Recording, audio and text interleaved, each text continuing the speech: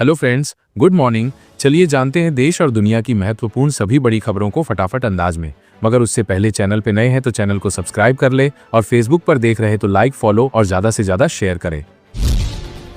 एक तरफ जहां बिहार विधानसभा चुनाव को लेकर तैयारियां तेज हैं, उसी बीच आरजेडी सुप्रीमो लालू प्रसाद यादव की मुश्किलें बढ़ती नजर आ रही हैं।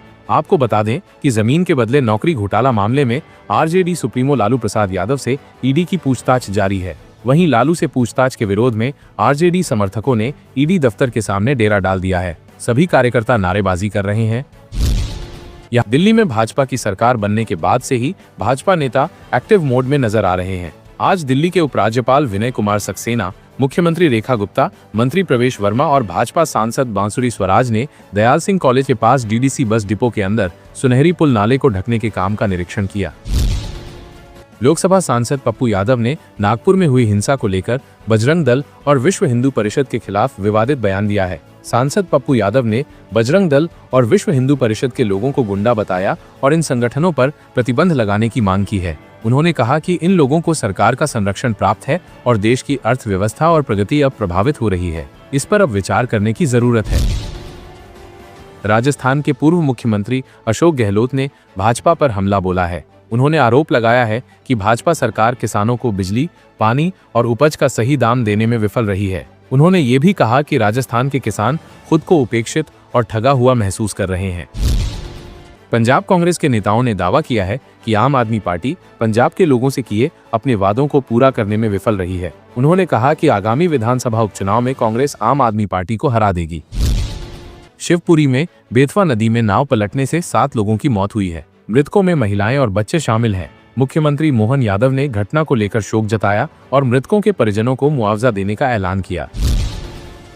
कांग्रेस सांसद प्रमोद तिवारी ने सुनीता विलियम्स की सुरक्षित वापसी पर खुशी जताते हुए कहा कि भारत को भी खुश होना चाहिए क्योंकि हमारी बेटी वापस आ गई है। अपनी दृढ़ता, साहस और प्रशिक्षण के माध्यम से उन्होंने 9 महीने के एक कठिन संघर्ष के बाद भी अपना मानसिक और शारीरिक संतुलन बनाए रखा। मैं उन सभी वैज्ञानिकों को बधाई देता हूं जिन्होंने उनकी सुरक्षित वापसी सुनिश्चित की।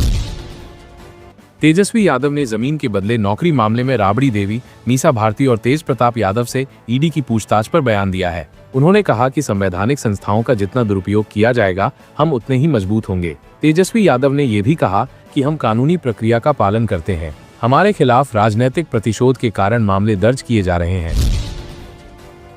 पंजाब में मान सरकार नशे के खिलाफ अभियान चला रही है और नशा तस्करों के घरों पर बुलडोजर चलवा रही है। वहीं मान सरकार के इस एक्शन को लेकर उनकी ही पार्टी के नेता हरभजन सिंह ने अपनी ही पार्टी के खिलाफ बयान दिया है। उन्होंने कहा कि नशे के खात्मे के लिए नशा तस्करों पर सख्त कार्रवाई होनी चाहिए। नशा लोगों की सेहत के लिए बेहद खतरनाक है। उन्होंने कहा कि हालांकि वो किसी का घर तोड़ने के पक्ष में नहीं है।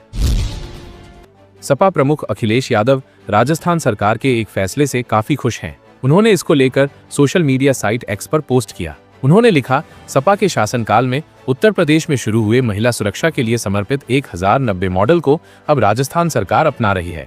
आशा है इससे राजस्थान में नारी की सुरक्षा की एक प्रभावकारी और सार्थक व्यवस्था तैयार होगी। कांग्रेस सांसद शशि थरूर ने रूस यूक्रेन युद्ध के दौरान भारत की तटस्थ नीति पर पहले जताई गई अपनी आपत्ति को लेकर अब नई प्रतिक्रिया दी है। उन्होंने स्वीकार किया कि भारत की नीति को लेकर उनकी पिछली आलोचना गलत साबित हुई और आज के हालात में ये नीति सफल होती नजर आ रही है। उन्होंने कहा, मैं अभी भी अपने चेहरे पर लगे दाग को मिटा रहा हूं, क्योंकि संसदीय बहस में मैं ही एकमात्र व्यक्ति था जिसने फरवरी 2022 में अंतर्राष्ट्रीय चार्टर और सिद्धांतों के उल्लंघन के आधार पर भारतीय स्थिति की आलोचना की थी। रायसीना डायलॉग के दौरान बातचीत में शशि थरूर ने कहा कि जब रूस यूक्रेन युद्ध शुरू हुआ तब उन्होंने भारत के रुख की आलोचना करते हुए इसे अंतर्राष्ट्रीय चार्टर्स और सिद्धांतों का उल्लंघन बताया था। लेकिन अब 3 साल बाद उन्हें महसूस हो रहा है कि भारत की इस नीति ने देश को एक मजबूत कूटनीतिक स्थिति में ला खड़ा किया है। गोंडा में पूर्व सांसद बृजभूषण शरण सिंह के खिलाफ 35 साल पुराने एक मामले में कोर्ट ने कार्रवाई करते हुए 500 रुपए का जुर्माना लगाया है। यह मामला सितंबर 1990 का है, जब बृजभूषण सिंह ने 3 लोगों के खिलाफ मुकदमा दर्ज कराया था। मुकदमे के ट्रायल के दौरान इनमें से 2 आरोपियों उग्रसेन सिंह और रमेश चंद्र की मौत हो गई, जबकि तीसरे आरोपी वीरेंद्र मिश्र के खिलाफ बृजभूषण सिंह ने गवाही नहीं दी। कोर्ट में बृजभूषण शरण सिंह अपने बयान से पलट गए। बचाव पक्ष की अधिवक्ता ने बहस किया और कोर्ट द्वारा वीरेंद्र मिश्रा को बरी कर दिया गया। कोर्ट ने झूठी गवाही और साथ देने मामले को लेकर के प्रकीर्णवाद दर्ज करने का आदेश दिया था। 17 सितंबर 2024 को मामला दर्ज हुआ और इन्हें हाजिर होने के लिए संबंध भेजा गया, लेकिन बृजभूषण शरण सिंह कोर्ट में पेश नहीं हो रहे थे। उपस्थित न होने के कारण न्यायालय ने उनके खिलाफ गैर जमानती वारंट भी जारी किया था। उत्तर प्रदेश की योगी सरकार में कैबिनेट मंत्री और एनडीए की सहयोगी निषाद पार्टी के अध्यक्ष संजय निषाद अपने एक बयान को लेकर विवादों में घिर गए हैं। संजय निषाद ने सुल्तानपुर में एक जनसभा को संबोधित करते हुए विवादित दावा किया और कहा कि वो यहाँ तक ऐसे ही नहीं पहुंचे हैं। 7 दारोगाओं के हाथ पैर तुड़वाकर उन्हें गड्ढे में फेंककर यहाँ तक आए हैं। कैबिनेट मंत्री ने सार्वजनिक तौर पर भरे मंच से दारोगाओं पर हमला करवाने की बात कबूल की है। संजय निषाद ने कहा, यहाँ ऐसे ही नहीं पहुंचा हूँ, 7 दारोगा का हाथ पैर तुड़वाकर उसे गड्ढे फेंकवाकर जब यहाँ आया हूँ। जरूरत हुई तो इस दारोगा के खिलाफ भी कार्रवाई करेंगे। दिल्ली में 27 साल बाद भारतीय जनता पार्टी की सरकार बनी है। पार्टी ने चुनाव से पहले दिल्ली की महिलाओं के लिए कई वादे किए थे, जिनमें एक वादा 2,500 रुपए देने का था। दिल्ली की नई मुख्यमंत्री रेखा गुप्ता ने मुख्यमंत्री पद संभालते ही इसके लिए महिला समृद्धि योजना शुरू करने का ऐलान भी कर दिया। पहले कहा जा रहा था कि अंतर्राष्ट्रीय महिला दिवस यानी 8 मार्च 2025 को महिलाओं के खाते में इस योजना की पहली किस्त भेज दी जाएगी, लेकिन ऐसा नहीं हुआ। अब महिलाओं के मन में सवाल है कि आखिर कब से उन्हें मिल पाएंगे 2,500 रुपए। कितनी लंबी है इसकी प्रक्रिया, चलिए आपको बताते हैं। भारत की ट्रेड स्ट्रैटेजी में बड़े बदलाव का संकेत है। फरवरी में देश का व्यापार घाटा 3 साल के सबसे निचले स्तर पर आ गया। ये 14.05 अरब डॉलर रहा। वाणिज्य और उद्योग मंत्रालय के आंकड़ों से इसका पता चलता है। पेट्रोलियम निर्यात में 30% की गिरावट आई। वहीं सोने के आयात में 60% से ज्यादा की कमी दर्ज की गई। अमेरिका ने 10 जनवरी को रूस के तेल व्यापार पर प्रतिबंध लगाए थे। इसके बाद भारत के पेट्रोलियम एक्सपोर्ट में भारी गिरावट आई। हालांकि पेट्रोलियम आयात में भी 26% की कमी आई है। फरवरी में निर्यात 10.8% की गिरावट के साथ 36.9 अरब डॉलर रहा। वहीं आयात में 16.3% की गिरावट आई और ये 50.96 अरब डॉलर दर्ज किया गया। अमेरिकी राष्ट्रपति डोनाल्ड ट्रंप की जवाबी टैरिफ, रेसिप्रोकल टैरिफ लगाने की धमकियों के बीच ये आंकड़े काफी महत्वपूर्ण है।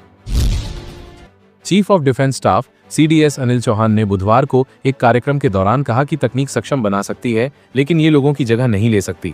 CDS ने कहा कि देश इस समय असमित खतरों का सामना कर रहा है और देश में उप परंपरागत तरह का संघर्ष देखने को मिल रहा है। रायसीना डायलॉग में एक चर्चा के दौरान CDS ने कहा कि पश्चिम के वैश्विक युद्ध या आतंकवाद जैसे टर्म से बहुत पहले ही भारत ने अपरंपरागत प्रकार का संघर्ष जैसी संज्ञा दे दी थी।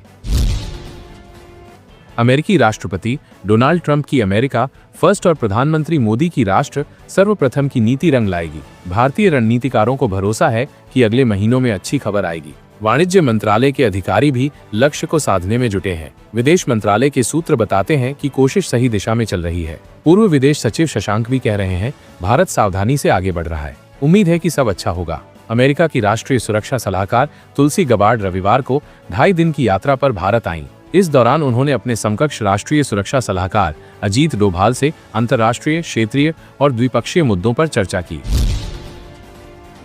तेलंगाना की कांग्रेस सरकार ने वित्त वर्ष 2025-26 के लिए करीब 3.05 लाख करोड़ रुपए का बजट पेश किया है। बुधवार को पेश हुए इस बजट में कल्याणकारी योजनाओं के लिए बड़ा आवंटन किया गया है। राज्य के उप मुख्यमंत्री एवं वित्त मंत्री मल्लू भट्टी विक्रमार्क ने राज्य विधानसभा में वित्तीय दस्तावेज पेश करते हुए कहा कि बजट में 2,26,982 करोड़ रुपए का राजस्व व्यय और 36,504 करोड़ रुपए का पूंजीगत व्यय का अनुमान है। राज्य सरकार ने कृषि विभाग के लिए 24,439 करोड़ रुपए के आवंटन का प्रस्ताव किया है।